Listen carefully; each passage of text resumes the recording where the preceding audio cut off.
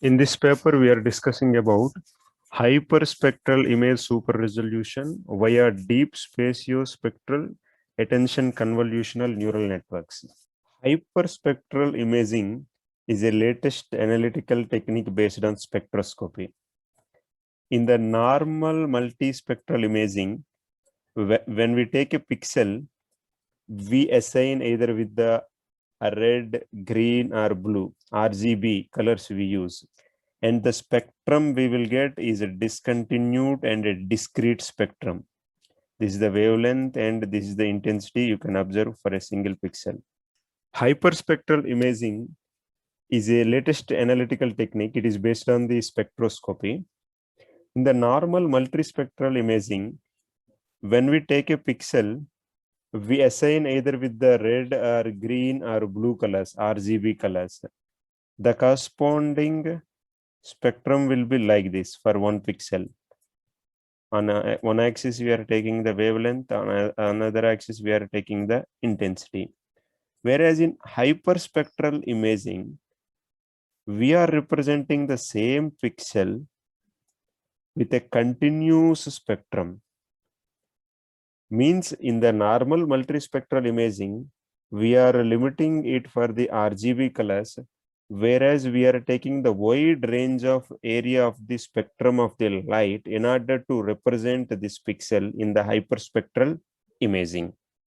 In hyperspectral imaging, we collect hundreds of images. These hundreds of images are having a different wavelengths.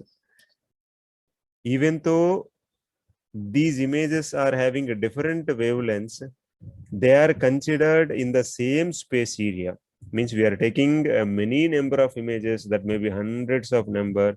They are having a different wavelengths, but they are in the same spatial area. This collected data, it is forming a hyperspectral cube in which the two dimensions are representing, these two dimensions are representing the spatial extent, and the third dimension, it is representing the spectral content. In multispectral imaging, it is only providing discrete and discontinuous portions of the spectral range, as we previously discussed. This is actually discrete, and there are also discontinuous portions in the spectral range. But whereas in the hyperspectral imaging, this hypercube, it is using a large number of spectral bands. Because of these large number of spectral bands, the spectrum here, it is appearing like it is continuous. Here in these two dimensions, we are taking the spatial information, and in the third dimension, here we are extracting the spectrum information, spectrum content. This hyperspectral imaging, previously it was used in the military research, but now we are using for the satellite technology. And also it may be employed in the biomedical applications, like assessment of some tissue conditions while diagnosing during the surgery, if we want to assess any tissue condition, and in forensics also, and sometimes in some applications like gastric cancer, these applications we can use the hyperspectral imaging. This hyperspectral imaging is able to distinguish the full color of the spectrum in each pixel, instead of only distinguishing the red color, what is the content of the red color in this picture, green color and blue color. This hyperspectral imaging is distinguishing the full color of the spectrum in each pixel. So these hyperspectral images they play a very important role in understanding the features from a large number of spectral channels. If we are having a very large number of spectral channels, if we want to get the features, if we want to extract the features, if we want to understand the features of this many number of spectral channels, then hyperspectral images, they play a very crucial role in order to understand the content, in order to understand the features of these many spectral channels. The problem with the hyperspectral images, the spatial resolution in the hyperspectral images is always limited. So in order to increase the spatial resolution of the hyperspectral images, in this paper, they are proposing an architecture which is consisting of a deep convolutional neural network. So in this, they are fusing a low resolution hyperspectral image with a high resolution multispectral image. So they are taking the low resolution hyperspectral image and also high resolution multispectral image, and they are fusing these two in order to get the high resolution hyperspectral image. So they are taking low resolution HSI hyperspectral image. This is low resolution HSI. From this, they are getting the high resolution HSI. In order to get this high resolution HSI, they are fusing this low resolution hyperspectral images with the high resolution multispectral images. So this network is designed to preserve the both features, means the both content, the spatial information and the spectral information. These both contents are preserved in this network. Here, because we are using the low resolution hyperspectral image and high resolution multispectral image at the input side for the fusion, this is giving a very satisfied spectral preservation, means the spectral information is preserved because of this usage of low resolution hyperspectral image and the high resolution multispectral image. And similarly, here they are using the attention and pixel shuffle modules for extracting the information. Because of the usage of these two modules, we are getting the high quality spatial information. So these two details are being preserved. Spectral details are being preserved because of the usage of low resolution HSI and high resolution MSI images fusion at the input side, and spatial details are being preserved because of the usage of attention and pixel shuffle modules. They have used mean square error loss function in order to know the loss, in order to know the performance during the training. They are saying compared to other existing HSI super resolution approaches, this method is giving the better result, and also it is limiting the computational burden. Whenever we are using our traditional multispectral images, example the RGB images, so these images, they contain a very small number of spectral bands compared to the hyperspectral images. So they contain a very limited number of spectral bands. By using this limited number of spectral bands, we are providing the spectral information. But whereas in the hyperspectral images, we are providing more spectral bands, means it is looking like a continuous spectrum. So we in nowadays, whenever we want to know the intrinsic property of any material, so we cannot neglect this hyperspectral imaging. By using this hyperspectral imaging technology only, we can capture the information that is like intrinsic property of a material. But because of the physical limitation we are taking when the image sensors, so there will be a physical limitation. So there will be obviously a trade-off between the spatial resolution and spectral resolution. If you are going for high spatial resolution, the spectral resolution is becoming low. If you are going for the high spectral resolution, the spatial resolution is becoming low in the hyperspectral image. But by using this model, they are saying this both spatial resolution, high spatial resolution, and high spectral resolution, these both can be achieved by using this network. That's what they are saying. Many of the previous researchers, they have focused on the HS hyperspectral imaging super resolution. In order to increase the spatial resolution, they have used several algorithms. So many of them, they have considered this following linear model: y is equal to xbs and z is equal to rx, where here y we are taking here, it is represented s by hw, and z it is represented s by hw, and x it is represented s by hw.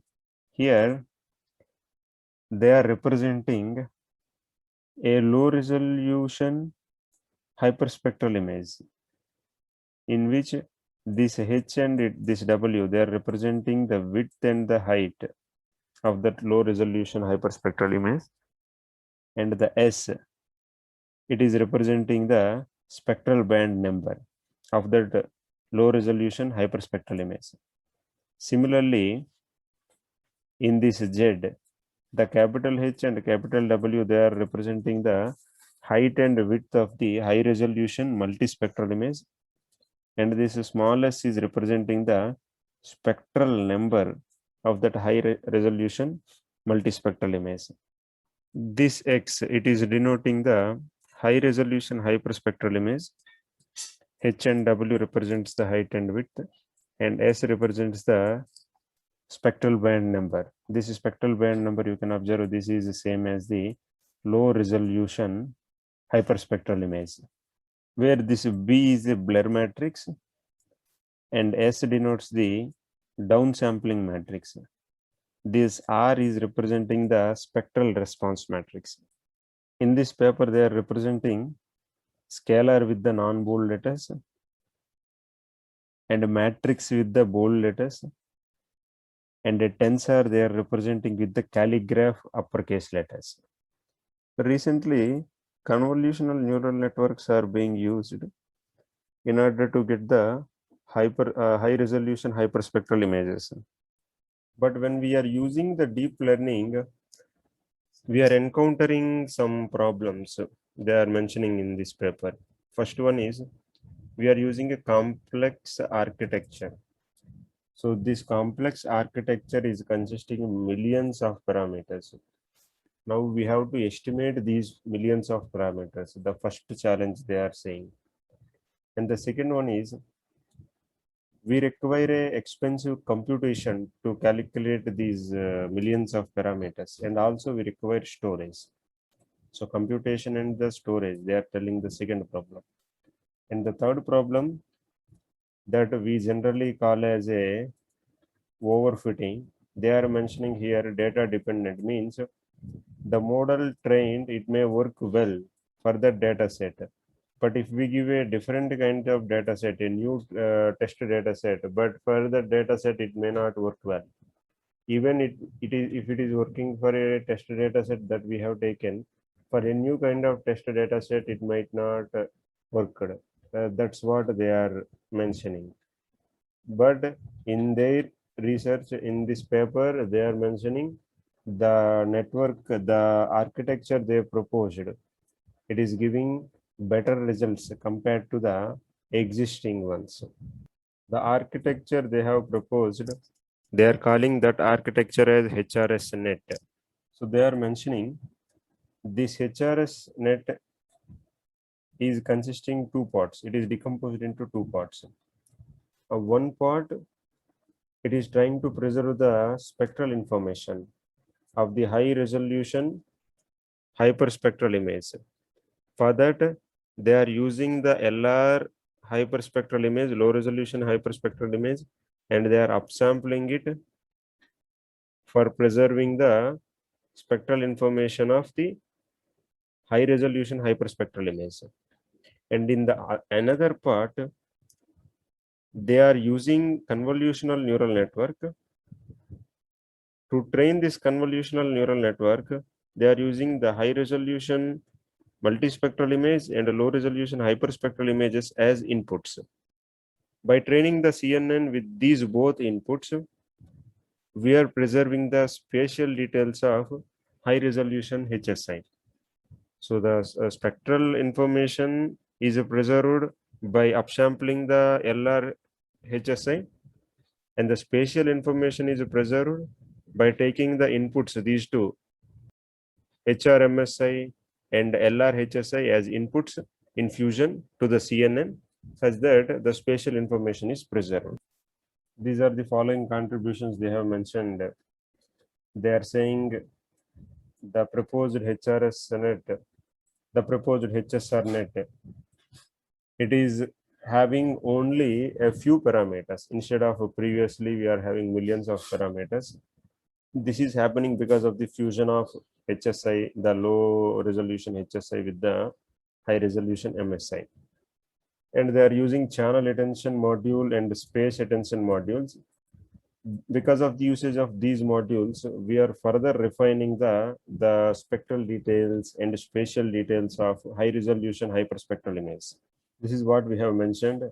This is a low resolution hyperspectral image.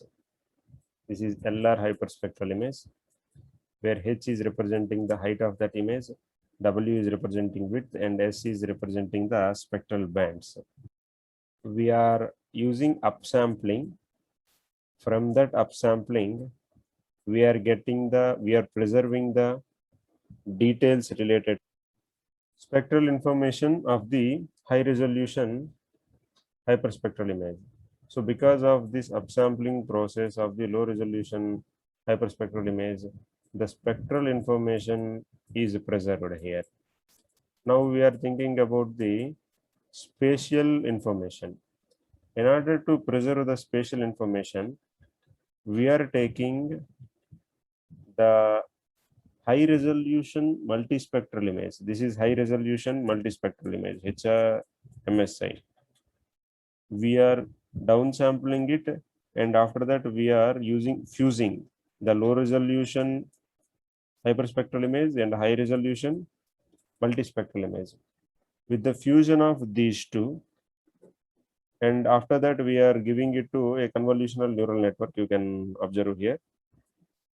Because of this, we are preserving the spatial information in this high resolution hyperspectral image. The spatial information is preserved because of the fusing of the LR and HR and giving to the convolutional neural network, and the spectral information is preserved due to the upsampling of the LR hyperspectral image. For further refining, we are using the channel attention and spatial attention blocks. Here the spatial attention block is used to refining further, and also channel attention block is also used to refining the further. Now you can observe here, we are taking a high resolution MSI, multi-scale image. The height of the high resolution multi-scale image is capital H and capital W. We are downsampling it such that you can observe here the each component, you can think the each image height is small h and width is small w, which is the height and which are the height and widths of low resolution hyperspectral image. And similarly, here the spectral bands small s, here also we are taking the spectral bands small s. Now, after concatenating the low resolution hyperspectral image and a high resolution multispectral image, downsampled high resolution multispectral image, the height and width of that concatenated portion is same, H and W, but the spectral bands we are getting capital S plus small s. This pixel shuffle black is used in order to capture the details during this upsampling process. They are using here activation function leaky ReLU. Instead of the ReLU, they are using the leaky ReLU for the better results. Whereas in leaky ReLU, we have very small negative values, and then as usually in the first quadrant, the axis means for the positive values, it will be, example, if I am taking Z on the x-axis, then maximum of minus 0.001 Z to its value will be until the Z. This is the range of the leaky ReLU we are taking. Example, if the 100 maximum value of the Z, if we take 100, then from minus 0.01 from minus 0.01 to Z, it means 100. Until the 100, its value will be there. Related works. Recently, for the super resolution of the hyperspectral images, they are using two approaches. The first approach is a model-based approach, and the second approach is a deep learning-based approach. Compare it to the model-based approach. If we use the deep learning methods, they are giving the high accuracies for the hyperspectral image. A network called PANNet is developed by Ang. It is actually designed with a deep neural network. We are giving the high pass filtered details rather than the original images. Means we are giving the details of the edges.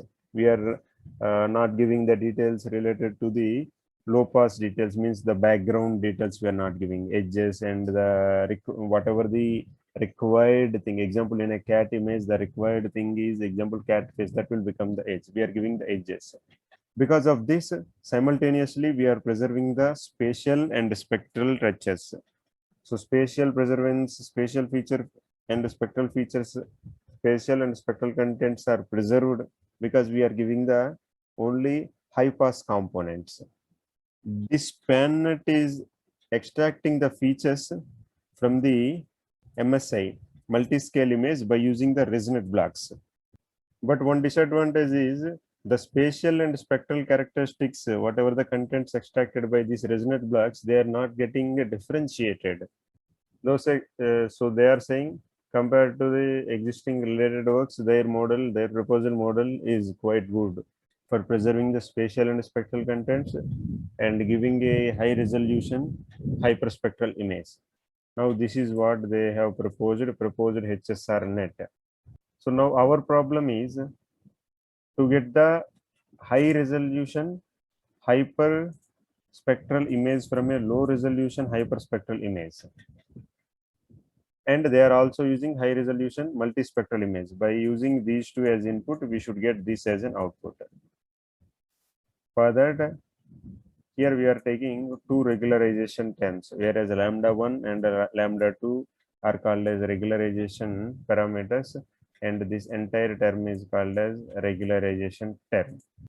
This F1 is spatial and this F2 is spectral, and this R is representing the regularization term that is depending on the prior knowledge. As we previously discussed, we know what is Y, Z and R and X and SB.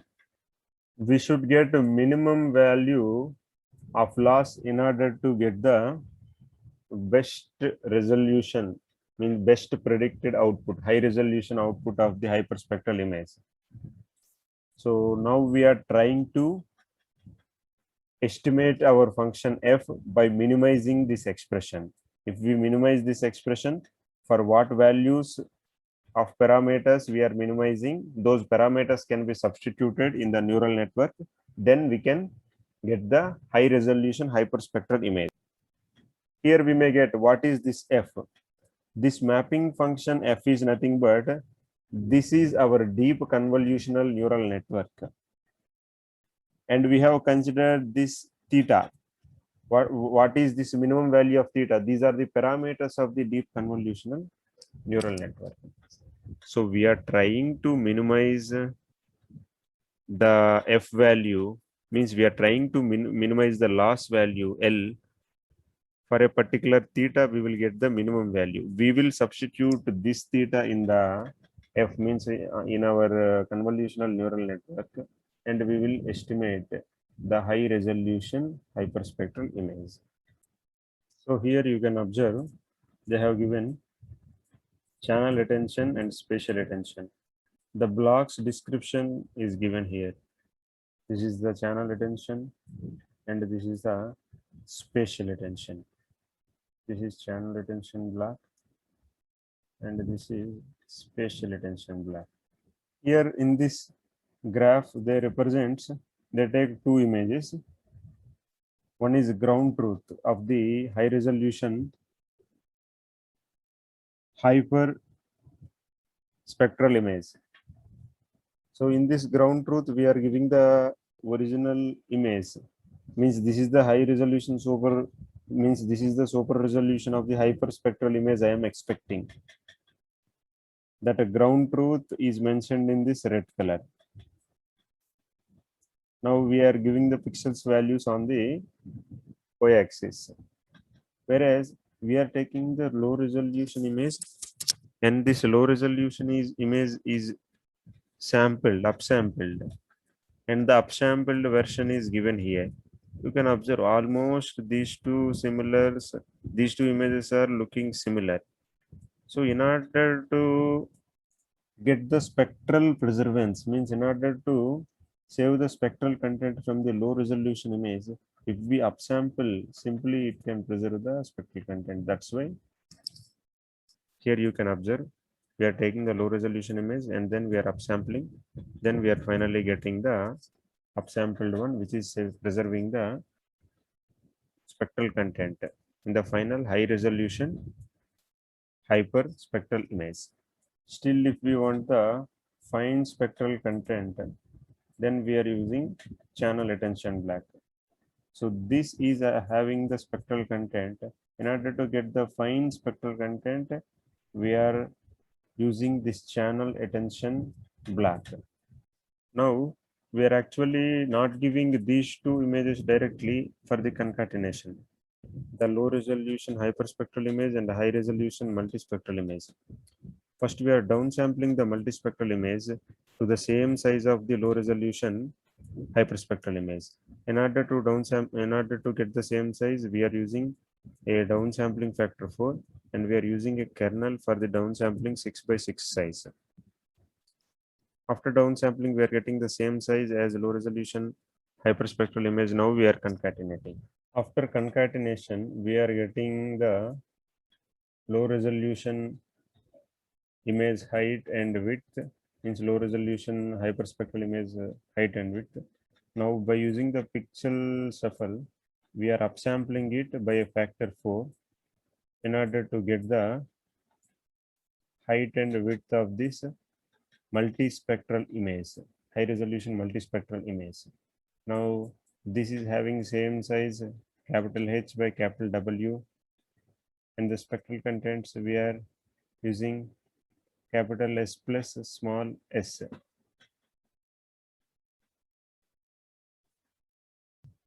We are expecting the spatial details of this high resolution multispectral image to be preserved, and in the final high resolution hyperspectral image, we are expecting these spatial details should come. For that, actually, we are actually, even not only with this high resolution MSI spatial details are there in this low resolution. In this low resolution hyperspectral images also spatial details are there. So we cannot concatenate these two directly. That's why we are downsampling it. And after downsampling, we are using the same size, and then we are concatenating. And by using the pixel shuffle module, again, because we are downsampling it by factor 4 here, we are upsampling it by factor 4, such that the spatial details of even the low resolution hyperspectral images also taken into consideration. So in order to get the adequate details, we are taking this high resolution MSI again. So this high resolution MSI spatial details are concatenated with this YUPS, which is nothing but we are getting the combined spatial details of low resolution hyperspectral image and high resolution multispectral image. This we are sending it for concatenation. So this YUPS and the spatial details of this high resolution multispectral image are concatenated, and then we are using the, so this C1, this indicates the concatenation of the low resolution hyperspectral image and high resolution multi scale image at two different scales. So this input is using this input to resonate is using the multi resolution analysis, as we are using, as here we are concatenating in two different scales. The low resolution hyperspectral image we are concatenating on one scale, and high resolution multi-scale image we are concatenating on another scale. So the multi-resolution analysis is observed here at the input of the resonant black, which was already given in the previous papers earlier to this. So this multi-resolution analysis can be done in two ways. One is using the different kernels in the convolution black, different kernels which are having different sizes for these two different resolutions. Or even we can filter these two resolutions separately, and we can give that to this resonant black. In these two ways, we can analyze that multi-resolution analysis, which is the input to this resonant black, in which we are containing two resolutions. We are using this spatial attention in order to get the refined spatial content. So this spatial attention black, it is trying to focus, it is trying to give more weights to the edges, means the important parts in that image, and it is giving less weights to the background. But it is only focusing on the spatial details. So we are taking another module, that is channel attention. It is focusing even on the spectral details also. So it is giving more attention for the more attention for the required details, means edges, and less attention to the less weights to the low background, means the low resolution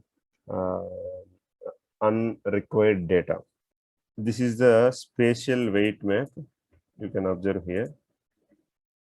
This is spatial weight map, which is learned by using the SCA module, and this is the channel weight map, which is learned by using the CA module. We are telling the weights we have to give for the edges and high frequency components. Here also we have to give the weights. We have to give more weights, means much value of weights, means highest importance to the weights, means we are giving the more value to the weights of the edges compared to the low background information. In that low background information, for those weights, we are giving only smaller values in order to get a very good spatial details in the final output image, and also in order to get the very good spectral details in the final output image. These are residual maps, which are indicating that the details extracted by the proposed technique, and these are the details extracted by the ground truth image. Both are almost similar. That's what they are trying to say. The epsilon and epsilon GT, they both are almost looking similar. So after getting the spectral details that are preserved by this image YU, and spatial details preserved by this epsilon. So the spectral details of the low resolution hyperspectral image are preserved. At the same time, the spatial details of high resolution multispectral images are preserved. Now we are adding these two in order to get the high resolution hyperspectral image. So this is the last function. We are adding the YU and epsilon. Example, we are representing that, means we are here trying to find the loss between the image we are getting through this network and the ground truth image. Then we are getting the error. This error should be minimum. For the minimum value of the error, we are calculating that particular theta, and we are substituting those theta values in the network. So for training, network training, they are using cave dataset. Actually, this dataset is containing 32 hyperspectral images, and the size of them is 512 by 512, and they are having 31 spectral bands. And also the each image, because we are taking the 32 hyperspectral image, corresponding to each image 32, we have MSI also, high resolution MSIs also we are taking, and the resolution of them is 512 by 512. And these MSI images are having 3 spectral bands. We are having 31 spectral bands in the hyperspectral image. The corresponding same in the same MSI image, we are having 3 spectral bands, and the size of both are 512 by 512. Now, instead of these 32 hyperspectral images, we are taking 20 images for the training, and we are keeping 11 images for the testing. So when we are training with the 20 images, actually, we are getting 3,920 overlapped patches. Each size of each patch is 64 by 64 by 31. So they are forming the high resolution hyperspectral image patches. Then we may have the doubt. Then how? Because we are taking the 512 by 512 high resolution HSI image, how to get the low resolution HSI image from that? How to give the input for that? Because we have only high resolution HSI images, all the 32. Now we are taking this high resolution HSI image and we are applying a Gaussian blur in order to make it a low resolution HSI, and we are giving that low resolution HSI for the training. So we are taking the Gaussian blur with a kernel, we are taking 3 by 3. The filter size we are taking 3 by 3, and we are applying this kernel to that high resolution hyperspectral image, and also with a standard deviation that is 0.5. Then we are downsampling whatever the blur patches we are getting, we are downsampling them to the size of 16 by 16 with a factor 4. Now these downsampled images, which are actually previously they are means 512. 512 means now we have downsampled. Finally, we are getting the low resolution hyperspectral images 16 by 16. The spectral response function of the Nikon D700 camera, they have used for the generation of this high resolution multispectral images.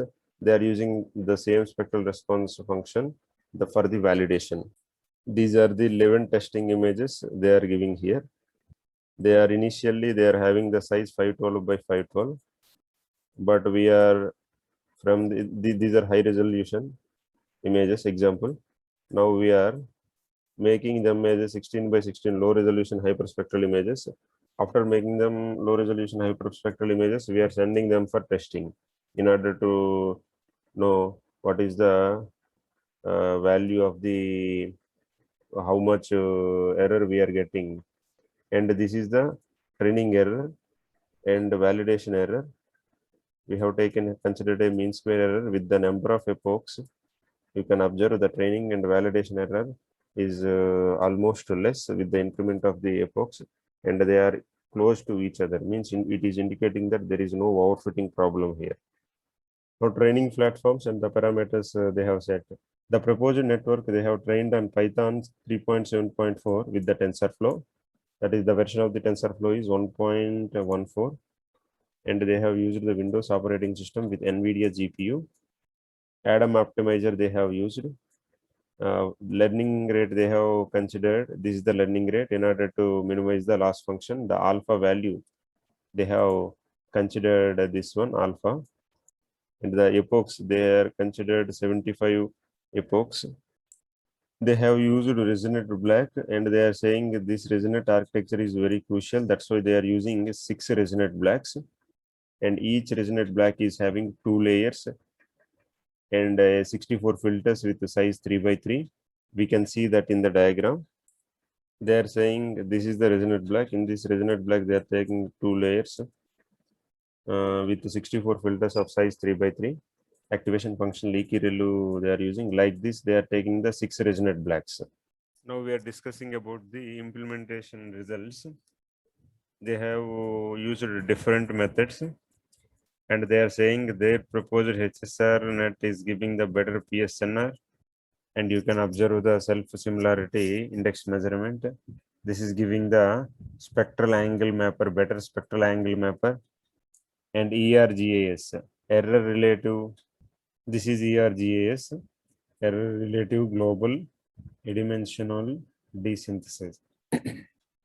We have idea about PSNR, peak signal to noise ratio. If the value of PSNR is high, then that is showing we are getting a better results. Next, we know what is self-similarity index measurement. Now we have to know what is SAM, means spectral angle mapper. This actually measures the average angle between the spectral vectors of the target and the reference image. So if the error is less, then it indicates that we are getting a very good output. And ERGS represents the fidelity of image. How it is measuring the fidelity of the image? It is based on the weighted sum of mean square errors. We are taking the mean square errors and we are calculating the weighted sum. So it is representing the fidelity of image based on the weighted sum of the mean square errors. You can observe these are the images from the cave dataset. These are blurred images, or you can say the low resolution images. Now we are discussing the results on the cave dataset. As you have mentioned, we have taken 20 training images and 11 testing images. So these 11 testing images dataset in the cave dataset is divided into small patches of 120 by 128, means each patch is 128 by 128. Each testing image is divided into a patches of 120 by 128. Then we are selecting a 50 patches randomly. Then they are exhibiting the average QIs and corresponding standard deviations for these 50 patches. They are taking all the 11 images and they are dividing into patches of 128 by 128, and they are giving the results for this 128 by 128 patch. And they are mentioning the proposed HSR net is outperforming all the existing methods. And they are mentioning the SAM value of this method is much lower than compared to other approaches. They are giving the PSNR, SAM, ERGS, and SSIM for these patches by using different methods what they are getting, and by using HSRNet what they are getting. You can observe PSNR is high, and compared to other methods, the SAM is low, and ERGS is low, SSIM is high. And they have tested the same results by using the different data sets. Now they are mentioning about the activation function. In the deep learning research, the activation function actually plays a very important role. Normally for the middle layers, we will take the rectified linear unit, means the output of the rectified linear unit is always greater than 0 if the input is greater than 0. If the input is less than 0, the output will be definitely 0. But here in this paper, they are using a leaky ReLU, and they are taking the value is 0.2x to x. This is the range they are mentioning. They are mentioning the previous MHF net, it is consisting 3.6 million parameters. However, HSR net they are proposed that it is consisting of the 1.9 million parameters. Now we are discussing about the conclusion. This is consisting a spectral preservation module and a spatial preservation module. We are expecting from the low resolution hyperspectral image, the spectral content and the spatial content to be preserved in the final high resolution hyperspectral image. This paper is accepted for the IEEE journal, IEEE transactions on neural networks and learning systems. You can observe here. This paper received on November 1st, 2020, revised again February 2, 2021, and second revision April 20, 2021, and accepted on May 24, 2021. And it will be published later.